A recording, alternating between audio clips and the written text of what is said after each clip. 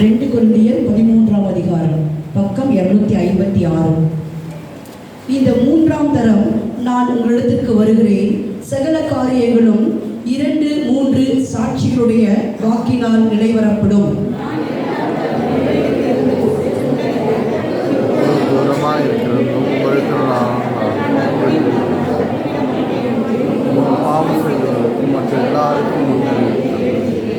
கிறிஸ்து எனக்குள்ளே பேசுகிறார் என்பதற்கு அத்தாட்சி தேடுகிறீர்களே, அவர் உங்களிடமாய் பலவீனர் அல்ல, உங்களிடத்தில் வல்லவராய் இருக்கிறார்.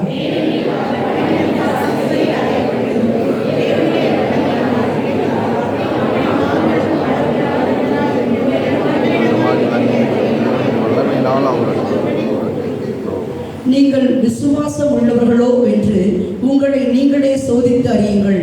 உங்களை நீங்களே பரீட்சித்து பாருங்கள். இயேசு கிறிஸ்து உங்களுக்குள் இருக்கிறார் என்று உங்களை நீங்களே அறியுங்களா?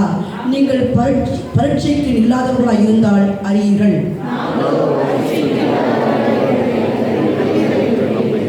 மேலும் நீங்கள் ஒரு பொல்லாங்கும் செய்யாதிருக்கும்படியாக தேவனை நோக்கி விண்ணப்பம் பண்ணுகிறேன்.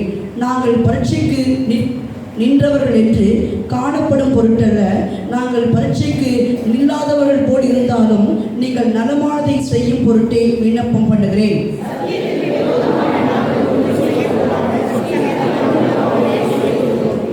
நாங்கள் பலவீனரும் நீங்கள் பலமுள்ளவருமாய் இருக்கையில் சந்தோஷப்படுகிறோம்.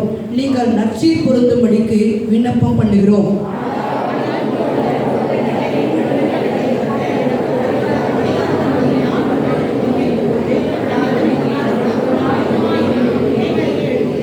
கடைசியாக சகோதரரே, சந்தோஷமாயிருங்கள், நற்சீர் பொருந்துங்கள், ஆறுதல் அடையுங்கள், ஏக சிந்தையாயிருங்கள், சமாதானமாயிருங்கள்.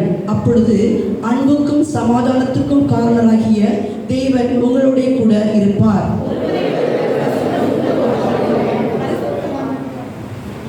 பரிசுத்தவான்கள் எல்லாரும் உங்களுக்கு வாழ்த்துதல் சொல்லுகிறார்கள்.